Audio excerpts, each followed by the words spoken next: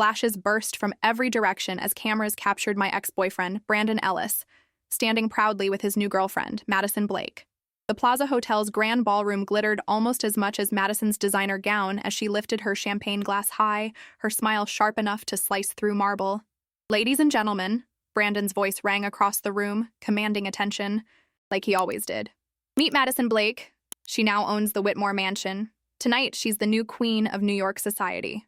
I stood frozen in the shadows of the crowd, my champagne untouched, watching the spectacle unfold. The gasps from the elite guests around me rippled through the room like a wave. Reporters scribbled furiously in their notepads, smartphones pointed in their direction, capturing what everyone assumed was the social coup of the season. 3 months ago, I would have been home nursing a broken heart, hiding from the world that seemed to have chosen Madison over me.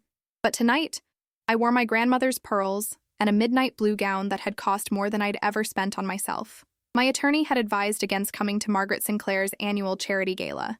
"Let the lawyers handle it," she'd said. "But some humiliations demand a witness." Madison leaned into Brandon, posing like they had conquered the world, in a way they thought they had.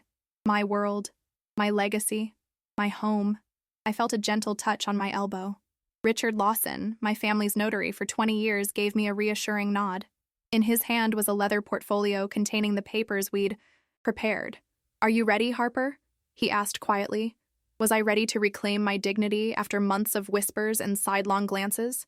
Ready to stand up after Brandon had left me for a woman 10 years younger, with a million more Instagram followers?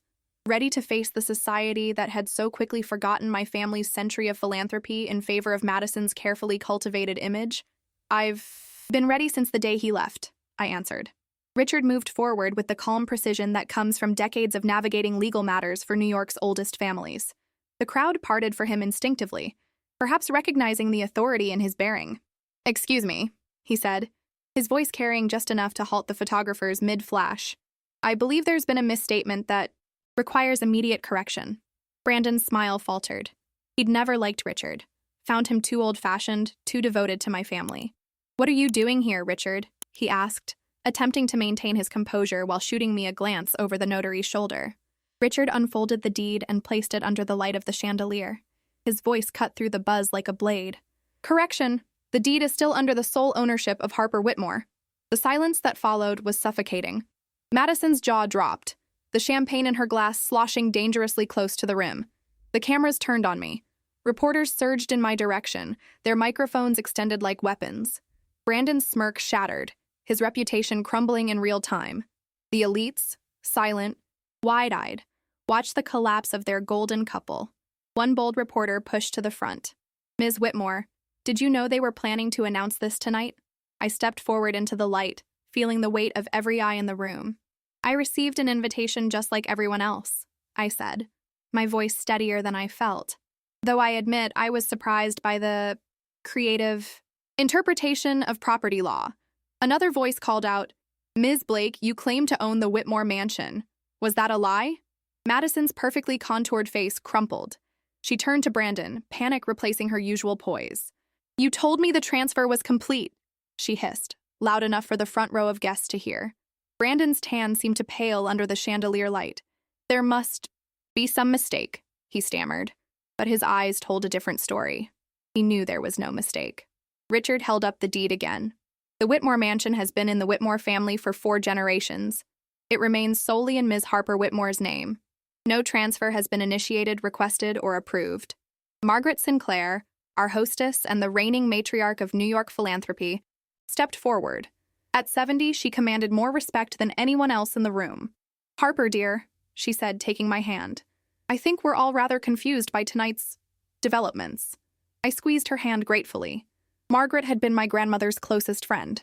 When everyone else had embraced Madison's narrative that I was yesterday's news, Margaret had invited me for tea and reminded me that true New York society had longer memories than social media feeds.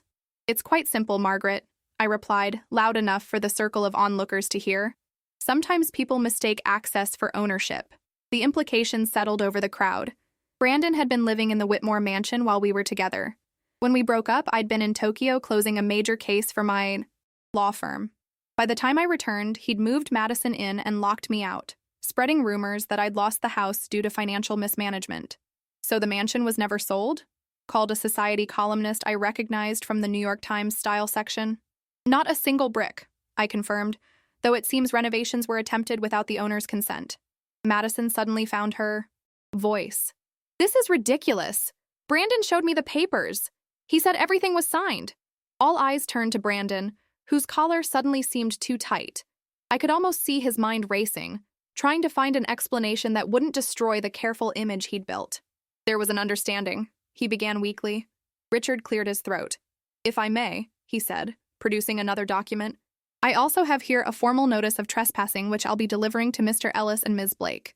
The locks at the Whitmore mansion were changed this afternoon. Their personal items have been packed and moved to a storage facility, the details of which are included in this notice. And in that single instant, all the humiliation, all the betrayals, all the sacrifices I had endured, turned to victory.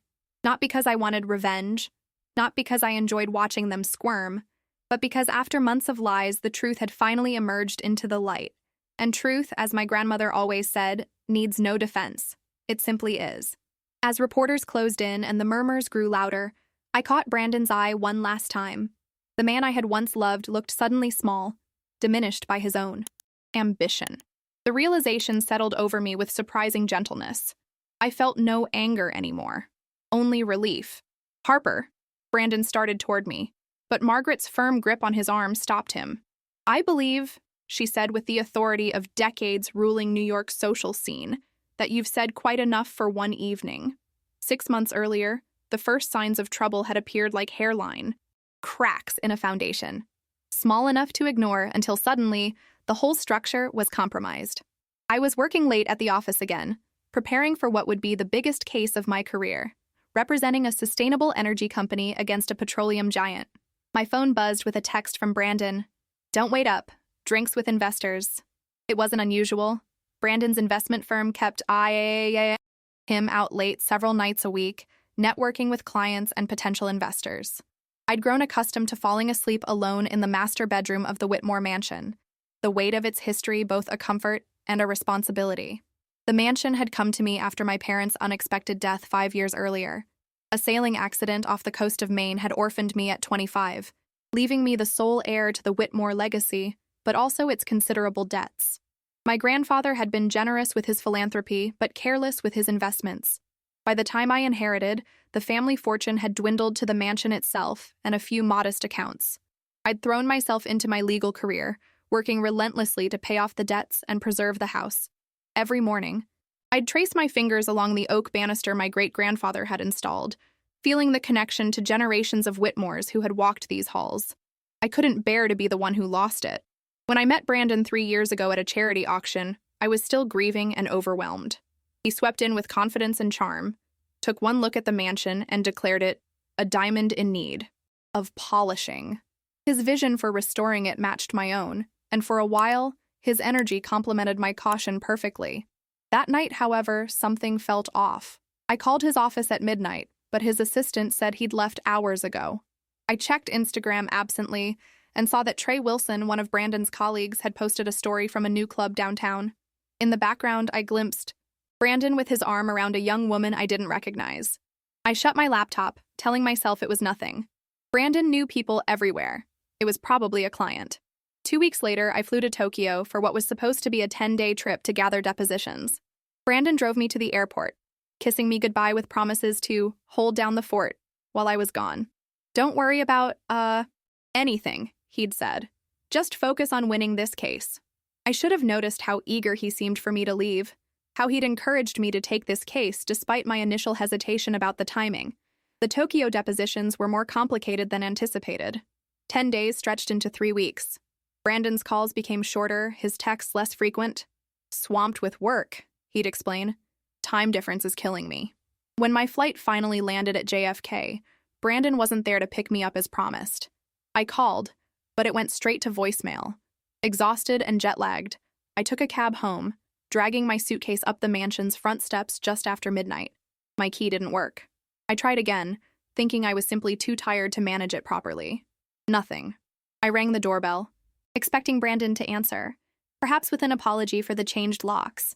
a security measure he'd mentioned wanting. The door opened, but it wasn't Brandon who stood there.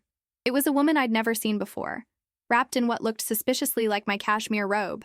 "Can I help you?" she asked, her tone suggesting I was a solicitor rather than the homeowner. "I'm Harper Whitmore," I said, the unreality of the moment making me state the obvious. "This is my house." She blinked, seemingly genuinely confused. "Oh, you must be Brandon's ex. I'm Madison. Madison Blake." "Ex?" The word hit me like a physical blow. "There must be some confusion," I said, my professional training kicking in despite my shock. "Brandon and I are together. I've been in Tokyo on business." Her perfect features arranged themselves into a mask of sympathy that never reached her eyes. "Oh, sweetie, that's awkward. Brandon said you two broke up before you left for Japan. He said you knew the house was being transferred to him as part of the separation agreement." Behind her, I heard Brandon's voice. "Madison? Who is it?" He appeared in the doorway, wearing pajama pants and no shirt. The moment he saw me, his face went through a series of rapid expressions. Surprise, guilt, and finally, a calculated composure. "Harper," he said, as if greeting a distant acquaintance. "You're back early." "I'm back exactly when I said I'd be," I replied, my voice sounding strange to my own ears. "Who is this woman and why does she think we broke up?" Brandon stepped onto the porch, pulling the door mostly closed. Behind him. "Let's not do this here," he said quietly. "You're tired. It's late." "Do what exactly?" "Find out why I can't enter my own home? Why there's a stranger wearing my clothes? Why my boyfriend is apparently now my ex without my knowledge." He sighed, running a hand through his hair, a gesture I'd once found endearing. "I tried to call you about this. Things have been changing while you were gone. Madison and I, it just happened. And the house? Did that just happen too? Because she seems to think there's a separation agreement transferring my family home to you." Brandon's expression hardened slightly. "Your family home that's drowning in debt. The home you're never in because you're always working. I've put money into this place, Harper. Sweat equity. That doesn't make it yours," I said, my shock giving way to a cold anger. "I never signed anything transferring ownership." "Not yet," he conceded. "But you will." "It makes sense, Harper. You know it does. You're never here. I love this place.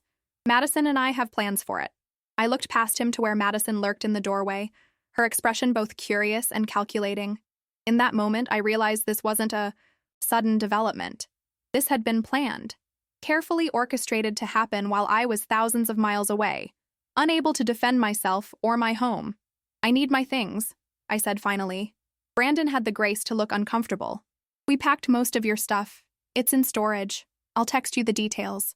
"You packed my belongings without my permission?" The violation of it struck me anew. "We needed the space," he said with a shrug. "Madison's moving her design studio into the East Wing." I stood there on my own porch, locked out of my family home, facing the man I'd trusted with my heart and my legacy. The betrayal was so complete it felt almost impressive in its thoroughness. "Where am I supposed to go tonight?" I asked, hating the vulnerability in my question. Brandon reached for his wallet and pulled out several $100 bills. "Get a hotel. Bill me for it. We'll figure the rest out tomorrow when you've had some sleep." I stared at the money, then at him. "Keep it," I said. "I'll send movers for anything you missed." As I turned to leave, Madison called out, "I kept some of your vintage pieces for my fall collection inspiration. Hope that's okay?" I didn't turn back. I wheeled my suitcase down the steps and back to the waiting cab, the driver watching the scene with poorly concealed interest. "Change of plans," I told him. "The Pierre Hotel, please."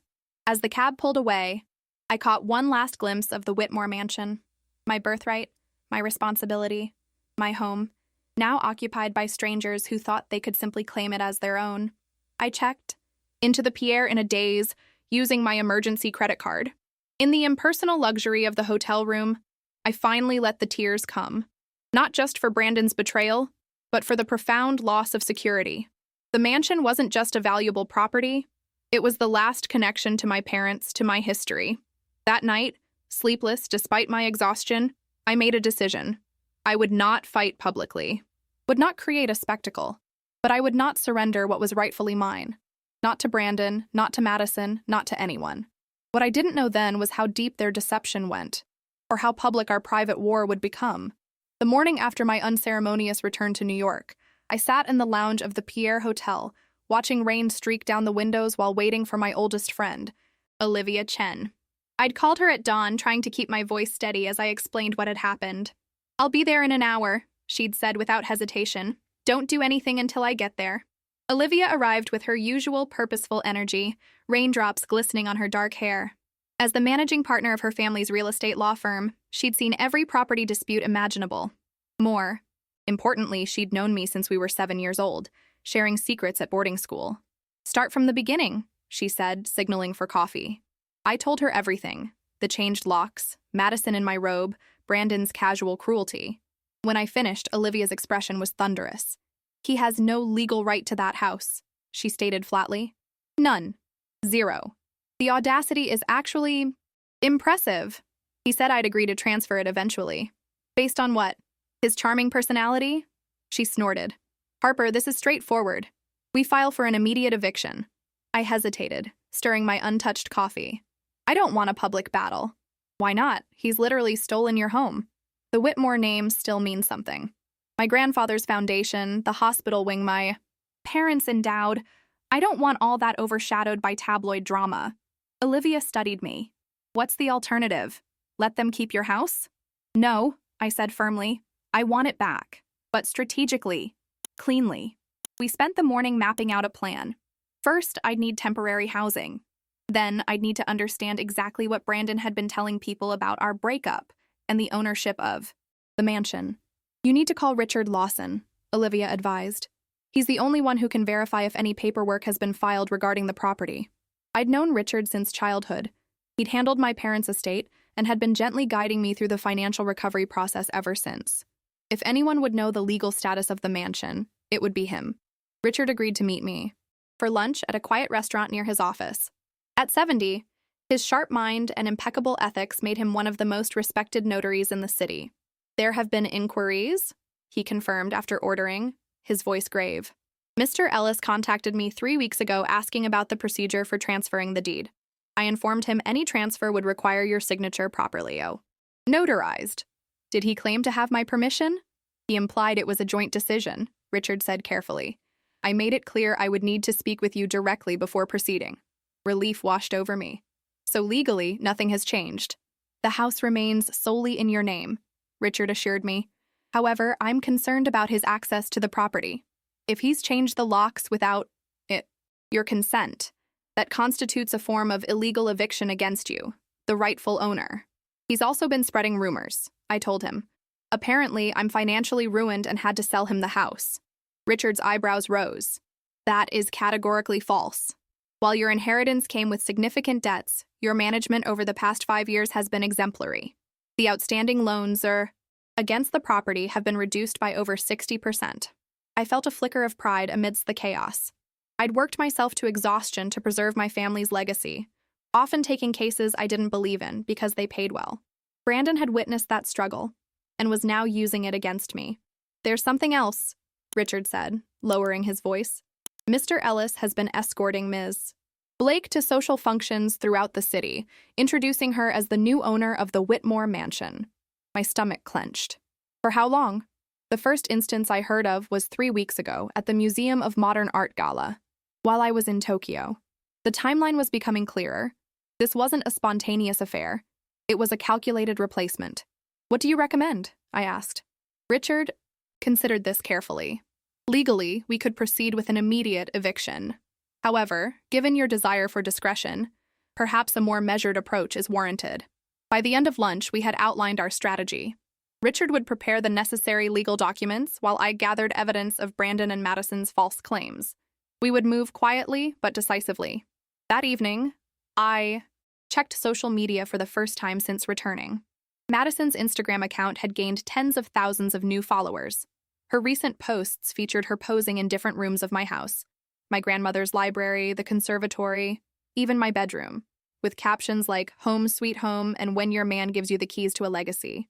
One video toured my walk-in closet, now filled with Madison's clothing line samples. "Redecorating this vintage space," she narrated, gesturing dismissively at the custom cabinetry my mother had installed. "Some people collect history. I create it." The comments were filled with congratulations and questions about how she'd scored such an iconic property. Her response to one comment made my blood run cold. The previous owner couldn't maintain it properly. Brandon saved it from ruin. We're announcing the official transfer at the Sinclair Gala next month. I closed the app, hands shaking.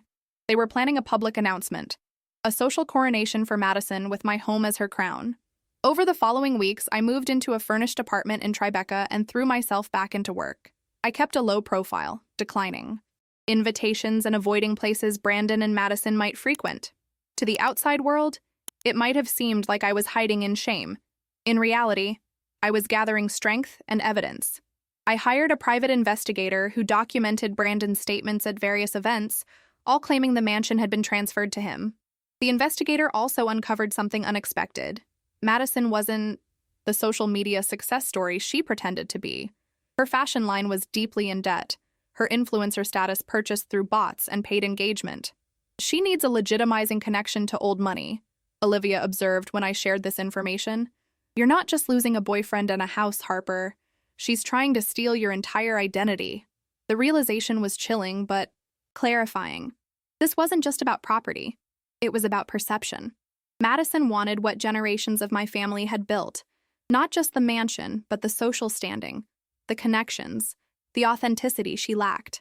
As the date of Margaret Sinclair's gala approached, I received an invitation that surprised me. Margaret herself had sent it, with a handwritten note. Your presence would mean that world to me, dear. Some absences speak volumes, but attendance can speak louder. I called her immediately. Margaret had been my grandmother's closest friend and had always treated me with affection, but we hadn't spoken since Brandon and I split. Margaret, thank you for the invitation, but I'm not sure I should. Nonsense, she interrupted briskly. You are a Whitmore. That house has been in your family since before Madison Blake's grandparents were born. I've heard the rumors, Harper, and I don't believe them for a second. They're planning some sort of announcement at your gala, I warned her. I don't want to create a scene.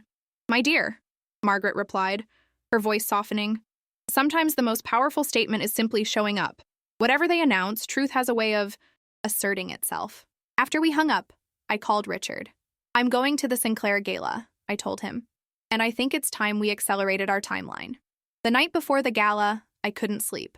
The apartment felt sterile compared to the warm history of the mansion.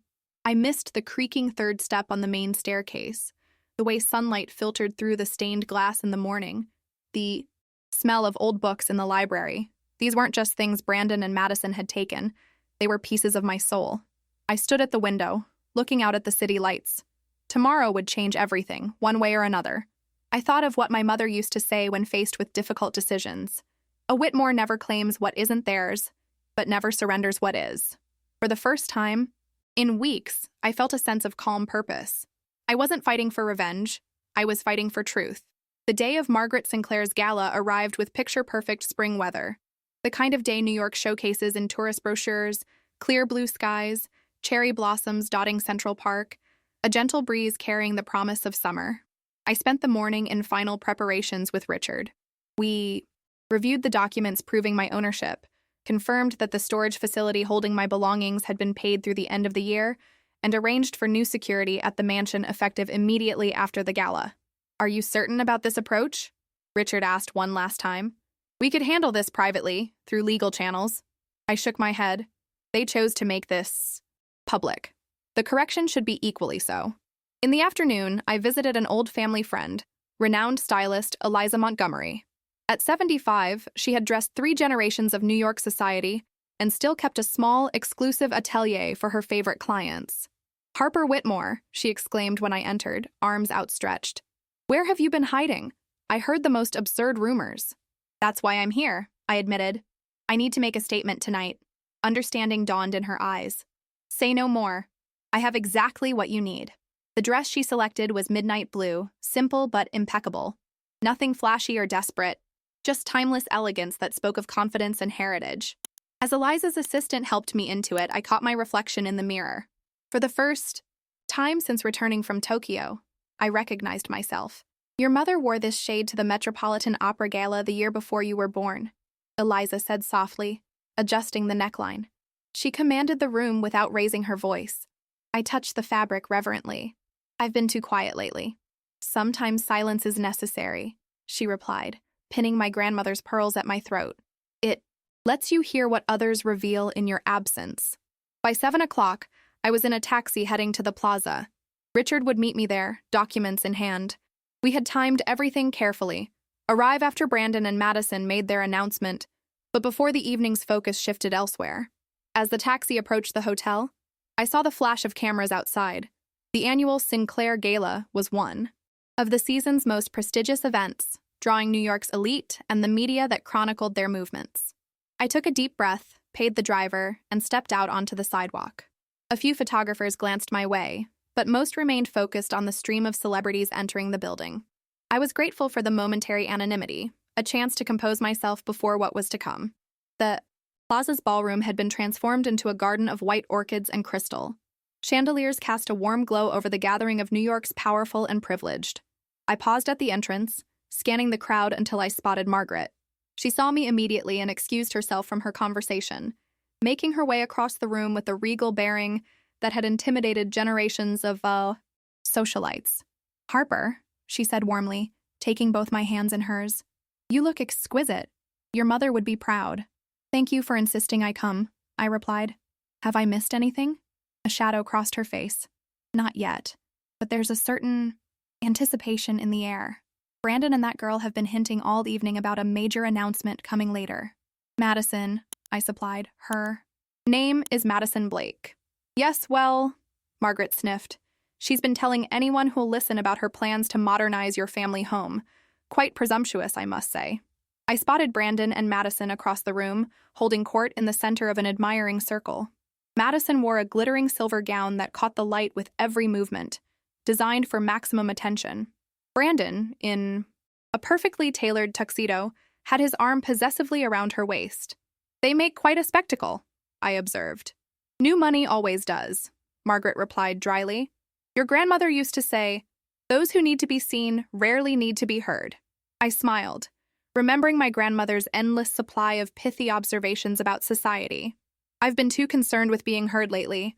Tonight is about being seen." Margaret squeezed my hand. "Richard is by the east entrance. He told me about your plan. Impeccable timing, my dear." I moved through the crowd carefully, accepting brief greetings but avoiding lengthy conversations. Several people did double takes when they saw me, their expressions revealing their discomfort. They'd heard the rumors, seen Madison's social media, perhaps even accepted the narrative that I'd lost everything. Now, they didn't know what to think. I reached Richard just as waiters began circulating with champagne for what was clearly the upcoming announcement. From across the room, I watched Brandon whisper something to the event coordinator, who nodded and moved toward the small stage where the band had been playing. "Are you ready?" Richard asked quietly, patting his breast pocket where the documents waited. "As I'll ever be," I replied. The coordinator tapped the microphone, calling for attention. "Ladies and gentlemen, Mr. Brandon Ellis would like to share some exciting news." The crowd quieted as Brandon led Madison to the stage, both of them radiating triumphant confidence. Madison's eyes swept the room, absorbing the attention like oxygen.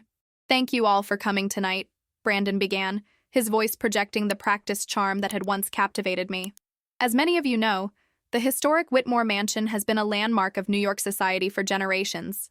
A murmur of agreement rippled through the crowd. Many present had attended events there over the years.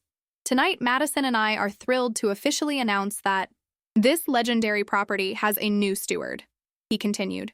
"Someone with the vision and energy to honor its past while bringing it boldly into the future."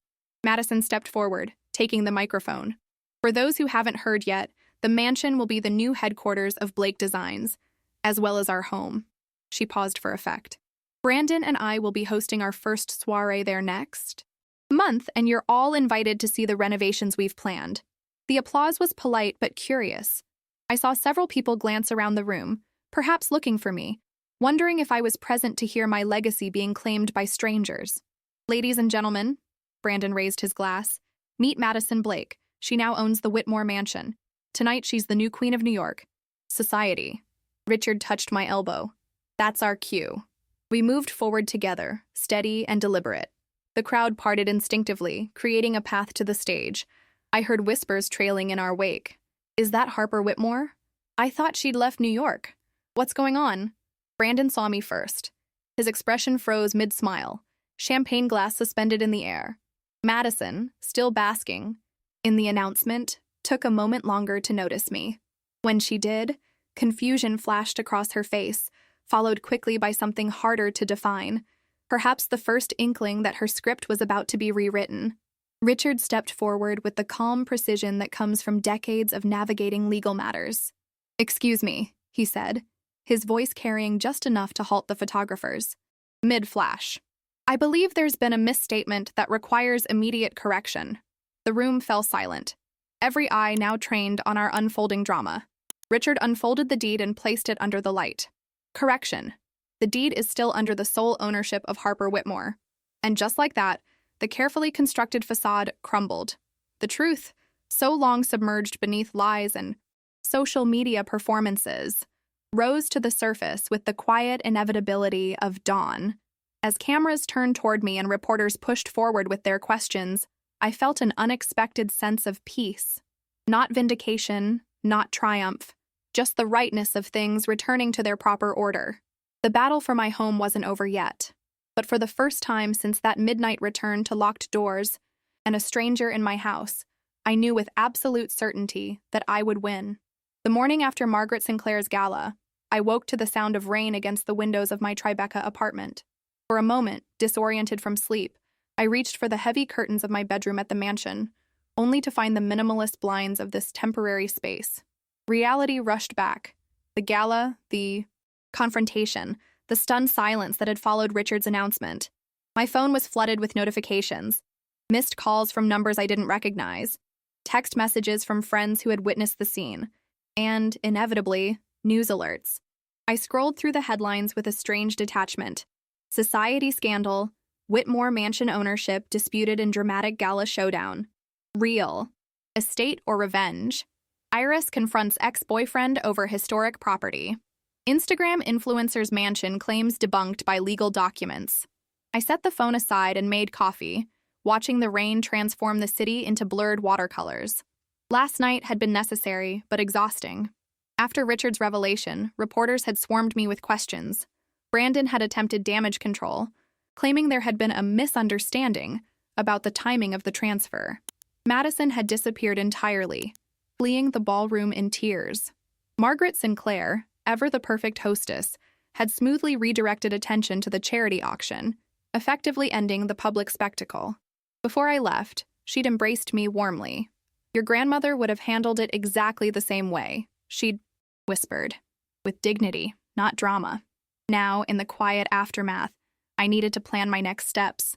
The truth was public, but the mansion remained occupied by trespassers. That would end today. My phone rang. Olivia, calling for a post-gala debrief. "You're trending on Twitter," she announced without preamble. "Madison Blake is having a complete meltdown on Instagram Live." "I haven't checked," I admitted. "And I don't think I will." Smart. Her followers are jumping ship fast. Turns out people don't like being lied to about owning historic mansions. Olivia paused. "Are you okay?" The question caught me off guard. Everyone had been so focused on the legal and social aspects of the confrontation that no one had asked about my emotional state. "I'm processing," I said finally. "It wasn't just about the house, you know? It was seeing how quickly Brandon replaced me, how easily Madison stepped into my life. I keep thinking about those weeks I spent in Tokyo, working myself to exhaustion while they were planning all this. He never deserved you," Olivia stated flatly. Neither of them understood what that house really means. She was right. To Brandon and Madison, the Whitmore mansion was a status symbol, a backdrop for Instagram posts, a way to claim social legitimacy. They couldn't feel the weight of its history the way I did. The generations of Whitmores who had walked its halls, celebrated milestones, mourned losses, planned futures. "The security team is meeting me at the mansion at noon," I told her, changing the subject. "Richard arranged for a police escort in my case there's resistance. Do you want me to come with you?" Olivia offered. I considered it briefly. "No, this is something I need to do myself."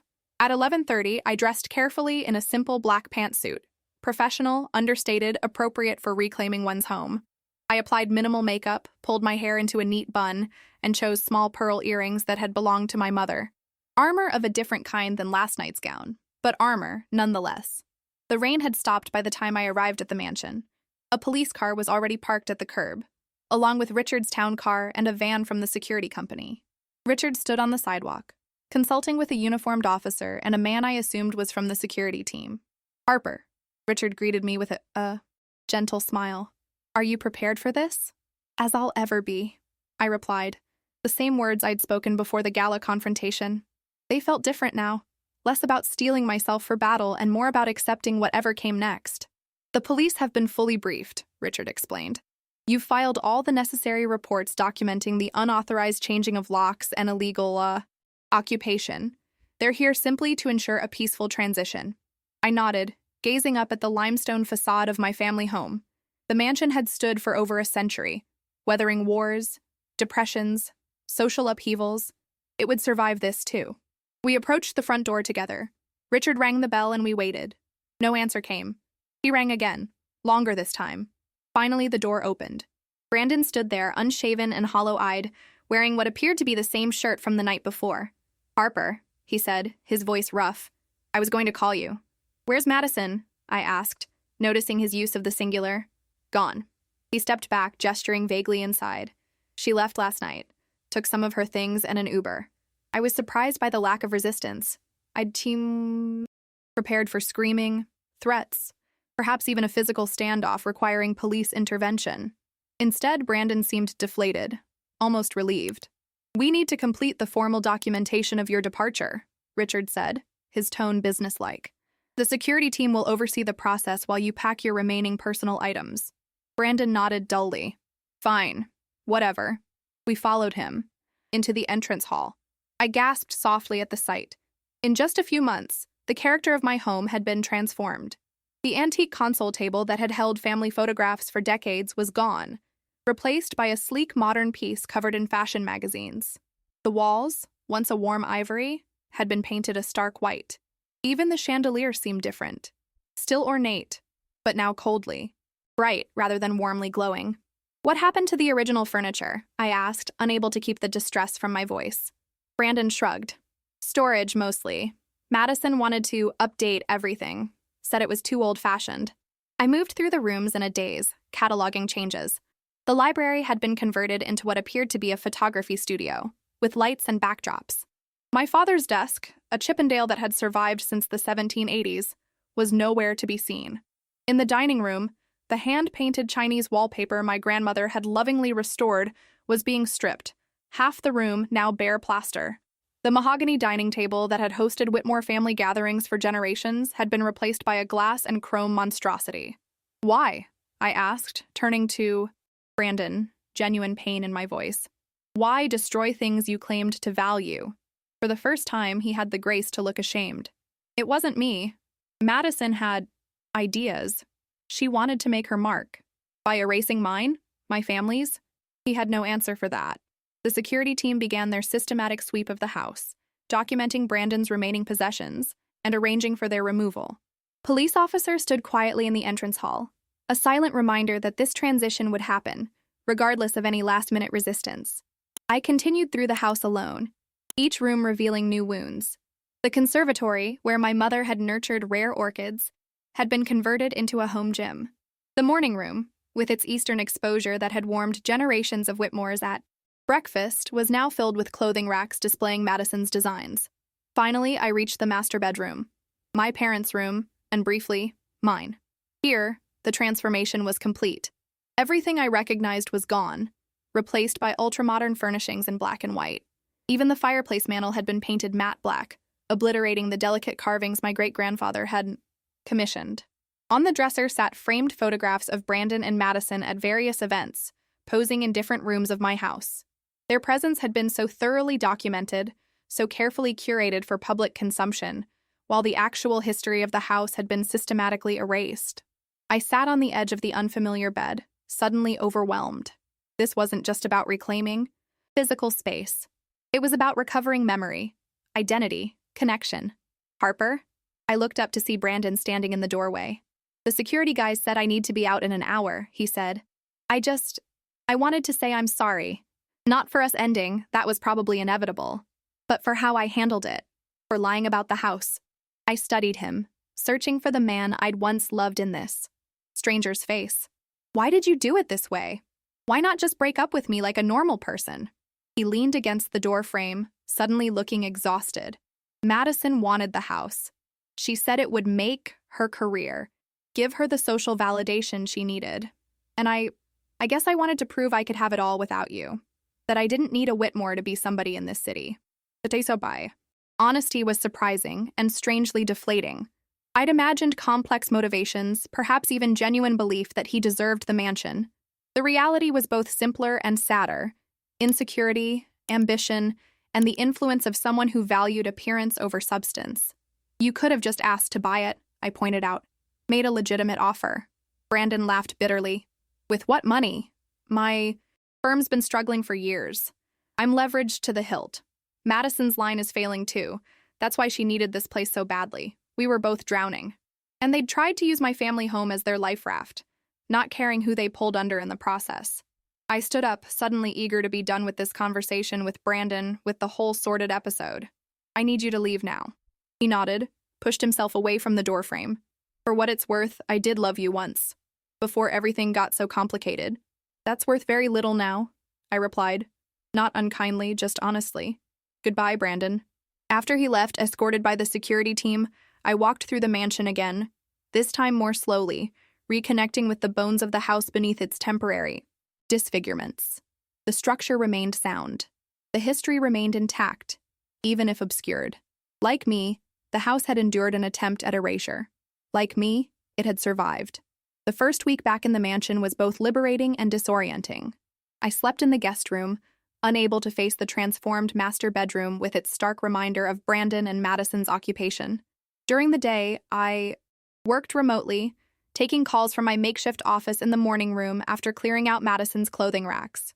The security team had installed new locks and an upgraded alarm system. Richard had arranged for a cleaning service to remove all traces of the previous occupants. Slowly, the house began to feel like mine again, or at least like a place where I could begin the process of, restoration. Olivia visited frequently, bringing takeout and practical advice. You need to document everything, she insisted over Thai food in the kitchen. Every piece of furniture they removed, every wall they painted, every fixture they changed. We can include it all in the civil suit. I picked at my pad thai, uncertain. I'm not sure I want to pursue legal action. They committed fraud. Harper! They spread false claims about property ownership. They damaged historical elements of the house. They locked you out of your own home. Olivia counted off the offenses on her fingers. This isn't about revenge. It's about justice. Perhaps she was right. But the thought of prolonging the conflict, of seeing Brandon and Madison in court, of having our private pain dissected in public yet, again, it exhausted me. Let me think about it, I told her. For now, I just want to focus on fixing what they broke. The restoration began with research. I spent evenings combing through family albums, finding photographs of rooms as they had been, cataloging the furniture and artwork that had disappeared. Some items I discovered in the basement storage areas, hastily stacked and covered with sheets. Others would need to be traced, possibly sold by Brandon and Madison during their brief tenure. I reached out to designers who specialized in historical restoration, searching for someone who would understand that this wasn't merely about aesthetics, but about reclaiming heritage. Most were booked months in advance, their services in high demand among New York's elite who valued authenticity, or at least the appearance of it. Then I remembered Julian Mercer, an architectural preservationist I'd met through a case I'd handled for his firm 2 years earlier. He had impressed me with his passion for historical accuracy and his understanding of how spaces shape our experience of the world. I found his contact information and sent a carefully worded email explaining my situation and needs. His response came the same day. Ms. Whitmore, I remember our conversations about your family home well. What happened is unconscionable. I would be honored to help restore the mansion to its proper character. I can visit tomorrow afternoon if that suits. The relief of finding someone who understood the stakes without lengthy explanation was immense. I confirmed the appointment and spent the rest of the day clearing more of Madison's abandoned belongings from the main rooms. Julian arrived precisely at 3, dressed in a tweed jacket that somehow managed to look both academic and fashionable. His eyes, warm and observant behind tortoiseshell glasses, took in the transformed entrance hall with an expression of genuine dismay. "Oh, Harper," he said softly, using my first name naturally. "What have they done to this beautiful space?" I gave him a tour of the mansion, describing what each room had looked like before, showing photographs where I had them. Julian took meticulous notes, occasionally touching a wall or molding with gentle fingers, as if reassuring the house that help had arrived. In the library, now empty of Madison's photography, equipment but still stripped of its original furnishings, Julian stood in the center of the room and closed his eyes. "This space wants to breathe again," he said. "I can feel it." His empathic approach to the house touched something in me. While others had reacted with appropriate outrage to Brandon and Madison's actions, Julian seemed to understand the deeper wound, not just to me, but to the living history of the mansion itself. "Can it be restored?" I asked, hearing the vulnerability in my own voice. Julian opened his eyes, his expression serious but not grim. "Yes, it won't be fast or simple. Some elements are likely lost forever, but we can bring the soul back to this place." He proposed a phased approach, addressing the most egregious changes first, then working methodically through the house, room by room. It would take months, possibly a year. The cost would be substantial. "I know this is an emotional decision as well as a financial one," Julian said, as we concluded the tour in the conservatory. "Take some time to consider." But I already knew my answer. "When can you start?" He smiled, the expression transforming his serious face. "I'll have a detailed proposal to you by the end of the week. And Harper, thank you for trusting me with this. It's more than a job." As Julian left, I felt something I hadn't experienced since before Tokyo. Hope, not just for the restoration of the mansion, but for my own renewal alongside it. That evening, as I sat in the half-empty library with a glass of wine, my phone rang. The screen showed an unfamiliar number. I hesitated before answering. "Harper Whitmore speaking?" "Ms. Whitmore, this is Jane Chen from the New York Times Style section." The voice was brisk, professional. "I'm working on a feature about historic homes in the digital age. Given the recent events surrounding your family's mansion, we'd be very interested in your perspective." My first instinct was to decline. I'd had enough public exposure. "I understand your hesitation," Jane continued, correctly interpreting my silence. "But this isn't about the scandal. It's about preservation versus modernization, about the meaning of heritage in a world obsessed with the new. Your experience offers a unique window into these tensions." Put that way, it did sound like a conversation worth having.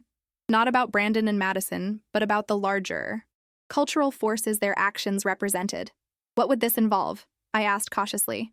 "An interview, some photographs of the restoration process. With your approval, of course. We'd focus on your vision for the house moving forward, not the recent past." I took a deep breath. "Let me think about it. Can I call you back tomorrow?" "Of course," Jane replied. "And Ms. Whitmore, for what it's worth, many of us were impressed by how you handled things at the Sinclair Gala. Dignified, not dramatic. That's rare these days." Margaret's exact words. Perhaps there was something to be said for the old Whitmore values after all. After we hung up, I wandered through the quiet rooms of the mansion, listening to its familiar creaks and sighs. The house had stories to tell beyond the recent drama. Stories of celebrations and sorrows, of children growing up and elders passing on, of a family's journey through American history. Maybe sharing those stories more widely was part of my responsibility as its current caretaker. Not through Madison's superficial Instagram posts, but through thoughtful engagement with what it meant to preserve the past while living in the present. I reached the morning room, where shafts of evening sunlight slanted through the windows. The room faced west, capturing the day's final glow. I'd forgotten that detail, so focused had I been on what was missing or changed. As I stood there, watching dust motes dance in the golden light, I realized something important. This house had never truly been lost. Its essence remained, waiting to be recognized and honored again. The next day, I called Jane Chen back and agreed to the interview, with conditions. The focus would be on restoration and preservation, not on Brandon and Madison. No photographs would be published without my approval. And the mansion's history, the real history, not the fabricated narrative that had briefly threatened to replace it, would be central to the story. "Absolutely," Jane agreed readily. "That's exactly the angle we want to explore."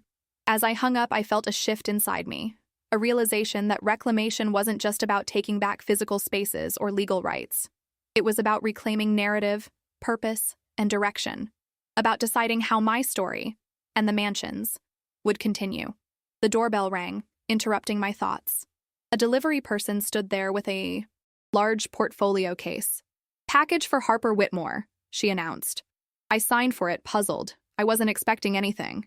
Inside was a leather portfolio containing detailed architectural drawings, Julian's preliminary restoration plans, delivered earlier than promised. A note was attached. "Harper, I couldn't wait to begin. These initial sketches are just the starting point. The mansion has spoken to me, and I've tried to listen. Call when you've reviewed them. Julian." I spread the drawings across the dining table, a temporary replacement until the original could be located. Julian had captured not just the physical details of the rooms as they had been, but somehow their essence: the warmth of the library, the serenity of the morning room, the welcoming embrace of the entrance hall. Looking at his vision for the restored mansion, I felt tears spring to my eyes, not from sadness or anger, but from recognition. Here, on paper, was the home I remembered, the home I had fought for. Julian had seen it clearly, even through all the changes Brandon and Madison had wrought. I reached for my phone to call him, then paused. The restoration would happen. That decision was made. But there was something else I needed to do first, something more fundamental to my own restoration. I needed to fully reclaim the master bedroom, not by erasing all signs of Brandon and Madison, but by facing them directly, by sleeping in that transformed space and making it mine again through presence rather than renovation. That night, I moved my belongings into the master bedroom. I didn't change the black and white decor or remove the modern furniture. Instead, I added small touches of myself: my favorite books on the nightstand, my grandmother's cashmere throw across the foot of the bed, a family photograph on the dresser beside the frames of Brandon and Madison, which I deliberately left in place as a reminder. As I lay in the unfamiliar bed, I didn't feel discomfort or lingering resentment. Instead, I felt a curious peace. This room, like the rest of the house, like my own life, was in transition, neither fully restored nor permanently altered, a work in progress. I fell asleep thinking not of what had been lost, but of what remained to be discovered. In the house, in myself, in the future that stretched before me, unwritten and full of possibility. 3 months after the Sinclair gala, the restoration of the Whitmore mansion was well underway. Julian and his team had become a constant presence, carefully stripping away Madison's hasty modernizations to reveal the original character beneath. The library had returned to its former glory with my father's Chippendale desk, recovered from a storage unit in Brooklyn, once again commanding the center of the room. The conservatory had been cleared of exercise equipment and was slowly being prepared for new plantings, with cuttings from my mother's original orchid collection, which Margaret Sinclair had preserved in her own greenhouse.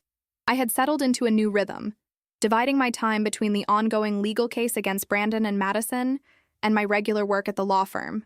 The civil suit that Olivia had encouraged me to file was proceeding steadily, with mounting evidence of fraud and property damage. Brandon had attempted to settle out of court, but I had declined. This wasn't about money, it was about accountability. Madison had disappeared from social media entirely after a final, tearful Instagram Live, in which she claimed to have been manipulated by Brandon into believing the mansion was legally his. Her fashion line had quietly folded, and rumors placed her back in her hometown in Ohio, working in her mother's boutique. I felt no satisfaction in her downfall, only a vague sadness at how thoroughly illusion had replaced reality in her world. On a crisp September morning, I sat in the morning room, now restored to its warm yellow walls and elegant simplicity, reviewing documents for an upcoming deposition. The doorbell rang, the distinctive, resonant chime that had announced visitors to the Whitmore mansion for decades. Julian stood on the doorstep holding a copy of the New York Times Sunday magazine. His smile was both excited and nervous. "It's out," he said simply, handing me the magazine. The feature that Jane Chen had proposed had evolved into a substantial piece titled Preserving Heritage in the Instagram Era, The Battle for the Whitmore Mansion. The cover showed a striking split image. On one side, a photograph from Madison's Instagram of the mansion's entrance hall painted stark white, filled with modern furniture and backlit by harsh ring lights. On the other side, the same space as it appeared now, warm ivory walls restored, original furnishings returned, bathed in natural light filtering through leaded glass windows. "Have you read it?" I asked Julian, leading him to the library. "Twice," he admitted. Well, you should read it yourself." I settled into one of the leather club chairs by the fireplace, chairs that had been in this room since my grandfather's time, and began to read. The article was more thoughtful than I had dared to hope. Jane Chen had framed the recent drama not as mere socialite scandal but as a cultural inflection point, a collision between authentic heritage and manufactured prestige, between substance and performance. She had interviewed not just Julian and me, but also architectural historians, social media experts, and even several members of New York's old guard, including Margaret Sinclair. Their collective insights painted a picture of a society grappling with questions of authenticity in an age where appearance often trumped reality. Most surprising were the quotes from Brandon. He had agreed to an interview, speaking with unexpected candor about the motivations behind his actions. "I grew up in a small apartment in Queens," he told Chen. "When I first saw the Whitmore mansion, I thought, this is what success looks like. This is what I need to possess to prove I've made it. I never really understood what Harper meant when she talked about being a caretaker rather than an owner. I do now." There were no quotes from Madison. Chen noted that multiple requests for comment had gone unanswered. The final paragraphs addressed the ongoing restoration. As Whitmore and Mercer work to restore the mansion's physical integrity, a larger restoration is taking place, one of narrative and purpose. "This house isn't a status symbol," Whitmore explains, walking through rooms that bear the scars of hasty renovation alongside the emerging beauty of careful restoration. It's a living history, a connection to those who came before and those who will come after. In an era when homes are increasingly treated as backdrops for social media performances, the Whitmore Mansion stands as a reminder that real value lies not in how a space photographs, but in how it shelters, nurtures, and connects. Not in how it impresses strangers, but in how it holds the stories of those who truly belong to it. "I'm not just restoring these rooms," Whitmore says, pausing in the library where generations of her family have gathered, read, and dreamed. "I'm reclaiming the truth of this place, and in doing so, I'm reclaiming myself." I closed the magazine, unexpectedly moved by seeing my own journey reflected back to me with such clarity. "It's beautiful, Harper," Julian said quietly. "The article, yes, but more importantly, what you're doing here, what you've done." I looked up at him, at this man who had become not just a restoration specialist, but a friend, perhaps something more. Over the months of working together, our professional relationship had gradually warmed into something neither of us had yet defined, but both clearly felt. "What we're doing," I corrected gently. "I couldn't have done this without you." Julian smiled, his eyes crinkling behind his glasses. "I brought the technical knowledge, but you brought the heart. You never wavered in your vision, even when it would have been easier to simply modernize and move on."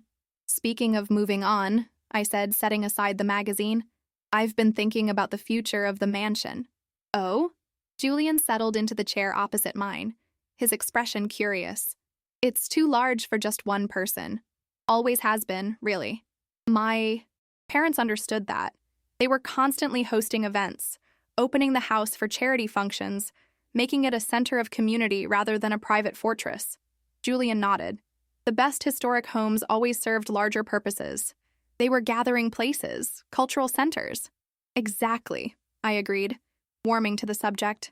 "I've been talking to the Whitmore Foundation about establishing a Center for Architectural Preservation and History here, using part of the house as exhibition space, another part for educational programs. I'd keep the family quarters private, of course, but the rest could serve a greater purpose." "Harper, that's inspired," Julian said, leaning forward. "A perfect evolution of the house's legacy." "There's more," I continued, surprising myself with my own certainty. "I want to establish a scholarship program for students interested in historical preservation, especially those from backgrounds typically underrepresented in the field." Julian's eyes lit up. "That addresses one of the biggest challenges in preservation work, the lack of diversity in perspectives and expertise." "Brandon was wrong about many things," I said, "but he was right about one. This level of privilege shouldn't be hoarded. The difference is that I want to share access and opportunity, not just show off possessions." We spent the next hour discussing possibilities, our excitement building with each new idea. By the time Julian left for another appointment, we had the outline of a plan that would transform the Whitmore Mansion from a private residence into a living institution, while still preserving its essential character and history. That evening, alone in the gradually healing house, I reread the Times article. The journalist had captured something I hadn't fully articulated even to myself. In fighting for the mansion, I had been fighting for more than property. I had been fighting for continuity, for meaning, for the right to define my own story rather than have it defined for me. My phone pinged with a text from Olivia. "Saw the article?" You're a force of nature, Harper Whitmore. Dinner tomorrow to celebrate? Before I could reply, another text arrived. This one from an unknown number. I'm sorry. For everything. You deserved better. B. Brandon. After months of communication only through lawyers, this simple message caught me off guard. I considered ignoring it, then decided against it. Not for his sake, but for mine. Apology accepted, I typed back. I hope you find what you're looking for. I didn't expect a response, nor did I particularly want one. That chapter was closed. The acknowledgement was enough, not to restart any kind of relationship, but to properly end one that had concluded poorly. As I moved through the quiet house, turning off lights before bed, I paused in each room, noting the progress of restoration. The dining room walls were being repapered with reproductions of the original Chinese design. The entrance hall had regained its warmth and welcome. Even the master bedroom had been transformed, the stark black and white replaced by the soft blues and creams that had adorned my parents' sanctuary. In Yao, each space I could see both what had been and what would be, the past honored but not enshrined, the future embraced but not at the expense of heritage. Balance, I was learning, was the true art of preservation. I fell asleep that night with the windows open, letting the familiar sounds and scents of the garden drift in, a garden that was also being restored, with Julian's careful guidance and my mother's old planting journals as reference. The mansion was breathing again, and so was I. 1 year to the day after the Sinclair Gala, I stood in the entrance hall of the Whitmore mansion, watching as caterers made final preparations for the evening ahead. The restoration was complete. Not just a return to the past, but a thoughtful evolution that honored history while embracing the future. The Whitmore Center for Architectural Heritage would officially open tonight, with Margaret Sinclair cutting the ceremonial ribbon. The first exhibition, Preservation in Progress, New York's Historic Homes, had been curated by Julian, showcasing not just my family's mansion, but a dozen other significant properties throughout the city. Everything looks perfect, Olivia declared, descending the main Mao staircase in an emerald gown. She had been my rock throughout the past year, celebrating victories, offering perspective during setbacks, reminding me to occasionally step away from both legal battles and restoration challenges to simply live. Almost perfect, I corrected, adjusting a flower arrangement on the restored console table. We're still missing these. Julian appeared in the doorway, carrying a stack of exhibition catalogs still warm from the printer. Just delivered. And they're gorgeous, if I do say so myself. I took one, running my fingers over the embossed cover. Inside were photographs documenting both the mansion's history and its recent journey, including, with permission from the Times, the contrasting images that had graced the magazine cover. The final pages outlined the center's mission and programs, including the newly established Whitmore Preservation Scholarship. It's really happening, I said, a hint of wonder in my voice. Julian smiled, his expression soft with understanding. Did you doubt it would? Not the center itself, I clarified, but this feeling of everything being right again. Better than right? I wasn't sure I'd get here. Olivia squeezed my arm. You did more than get here. You created here. The doorbell rang, the first of our evening's guests. As I moved to answer it, I caught my reflection in the antique mirror that had hung in the entrance hall for generations. I looked like myself again, but with subtle differences. More confidence in my posture, more certainty in my eyes. The past year had changed me, as surely as it had changed the mansion. The evening unfolded with a grace that seemed to validate all the work and struggle. 200 guests, preservationists, historians, philanthropists, and friends, moved through the main floor of the mansion, now transformed into exhibition space. Margaret Sinclair, resplendent in royal blue, held court in the library, regaling younger guests with stories of the mansion in its heyday. The civil case against Brandon had been settled 2 months earlier. He had agreed to pay substantial damages, which I had immediately directed to the Whitmore Foundation to fund the center's programs. Madison, represented by separate counsel, had settled for a much smaller sum, claiming financial hardship. I hadn't contested her claim.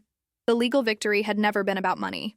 As I circulated among the guests, accepting congratulations and explaining the center's vision, I found myself in the conservatory, now restored to its original purpose, filled with plants including descendants of my mother's beloved orchids. A woman stood with her back to me, examining a particularly rare specimen. That one's special, I said, approaching. It's from my mother's collection. I thought it was lost, But Margaret Sinclair had saved cuttings. The woman turned, and I froze. Madison Blake, looking considerably different than she had a year ago. Gone were the designer clothes and perfect makeup. She wore a simple black dress, her hair pulled back naturally, her face showing signs of stress I hadn't noticed before. "Harper," she said, her voice small, "I didn't think you'd invite me." "I didn't," I replied honestly. "How did you—" "I'm working for Metropolitan Home Magazine now," she explained quickly. "Junior writer. They sent me to cover the opening. I should have declined when I saw the assignment, but—" She trailed off, looking around the beautifully restored room. I wanted to see it, to see what it was supposed to be. I studied her, searching for the calculating social climber who had tried to claim my home and identity. Instead, I saw someone younger and more vulnerable than I remembered, someone perhaps beginning to understand the cost of building a life on illusion. "It's beautiful," she continued when I didn't speak. "Not like we had it. This feels real." "It is real," I said simply. Madison nodded, her eyes downcast. "I should go. I've got enough for the article, and I don't want to make things uncomfortable for you tonight."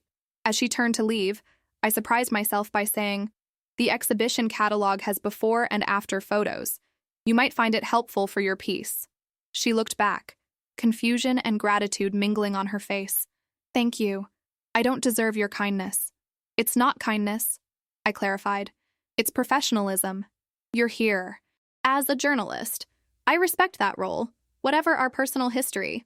Madison accepted the catalog I held out, her fingers careful not to touch mine. "For what it's worth, I am sorry. I got caught up in a fantasy. The mansion, Brandon, all of it. I thought if I could just look the part, I'd eventually become it." "And now?" I asked, genuinely curious. A faint, rueful smile crossed her face.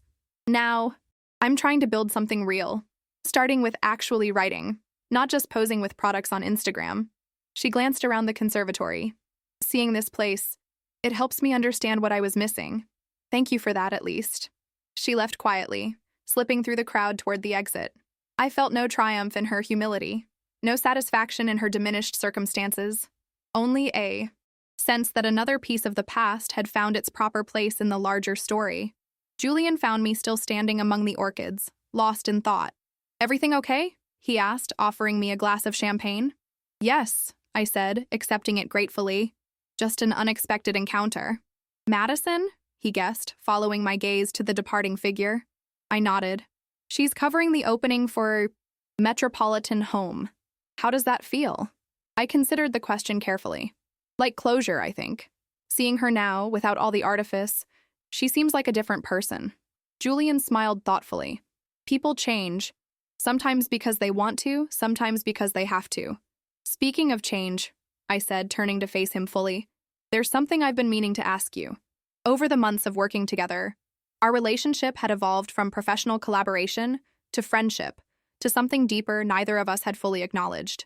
There had been late nights poring over architectural drawings that had ended with lingering touches, shared meals discussing restoration details that had drifted into personal conversations, moments of connection that had nothing to do with the mansion and everything to do with the people we were becoming. "The restoration is complete," I continued, "which means our professional relationship is technically ending." Julian's expression grew carefully neutral. "I suppose it is. But I'm hoping," I said, finding courage in the strength of the restored house around us, "that we might explore a different kind of relationship." The smile that broke across his face was answer enough, but his words sealed it. "I've been hoping for the same thing." Later that evening, as guests began to depart, Margaret Sinclair found me in the library. The formal opening ceremony had been a success, her ribbon cutting accompanied by a speech that perfectly captured the significance of the center's mission. "Your grandmother would be bursting with pride," she said, taking my hands in hers. "Not just for the restoration, though, that's magnificent, but for how you've handled everything. With dignity, not drama." "I had good examples," I replied warmly. Margaret's eyes twinkled. "And that young man of yours, Julian, he seems quite taken with more than just the architecture." I felt a blush rise to my cheeks. It's early days. But, yes, there's something there worth exploring. "The best foundations are built slowly," she observed, "in houses and in relationships." As the last guests departed and the caterers began their efficient cleanup, I found myself alone in the entrance hall. Julian had left to drive Margaret home, promising to return. Olivia had departed with a knowing smile and a whispered, "Call me tomorrow." with details. I moved through the quiet rooms, turning off exhibition lights, feeling the presence of the house around me. No longer a wounded space, but a healed one. Stronger, perhaps, for having been tested, like me. In the library, I paused before the portrait of my great-grandmother that hung above the fireplace. She had been the first Whitmore to live in this mansion, overseeing its construction in an era when women rarely managed such projects. Her expression in the painting was serene but determined, a combination I had always admired. "We did it," I told her softly. "We kept it safe." The front door opened and closed, followed by Julian's familiar footsteps. He appeared in the library doorway, his tie loosened, his eyes warm as they found mine. "Margaret safely home?" I asked. "With strict instructions to bring you for tea next Sunday," he replied. "I think I'm being vetted by the Dowager Empress." I laughed. "Margaret takes her responsibilities seriously. She feels she's standing in for 3 generations of Whitmore women." Julian crossed the room to stand beside me, both of us looking up at my great-grandmother's portrait. "Formidable company," he observed. "But you're their equal, Harper. What you've accomplished this year, it's extraordinary." "Not just me," I corrected. "We did this together." He turned to face me, his expression suddenly serious. "There's something I've been wanting to tell you about the first day I came to assess the damage here." "What's that?" I asked, curious. When I saw what they had done to this house, the stripped wallpaper, the painted-over details, the removed fixtures, I was furious on your behalf. But I was also certain of one thing, that this place would survive because you would make sure of it. He took my hands in his. I admired the mansion's bones, but I fell in love with its guardian. The words hung in the air between us, both a confession and a promise. I stepped closer, eliminating the space between us. "I think the feeling is mutual," I said softly. Our first kiss was gentle, a beginning rather than a culmination.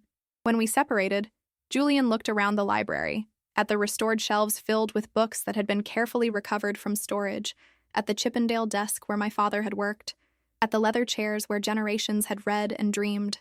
"So?" he asked. "What happens next for the Whitmore mansion, and for its remarkable owner?" I thought about the journey of the past year, from loss to reclamation, from humiliation to dignified victory, from isolation to connection. The mansion had been saved not by keeping it frozen in time, but by allowing it to evolve while honoring its essential character. Perhaps the same was true for me. "Next," I said, "we write a new chapter. Together." Julian's smile was all the answer I needed as we walked hand in hand through the house that had been lost and found again. A house that had taught me the most important truth of all, that real power doesn't need a crown. It needs courage, perseverance, and the wisdom to recognize that our strongest foundations are built not on appearances, but on truth.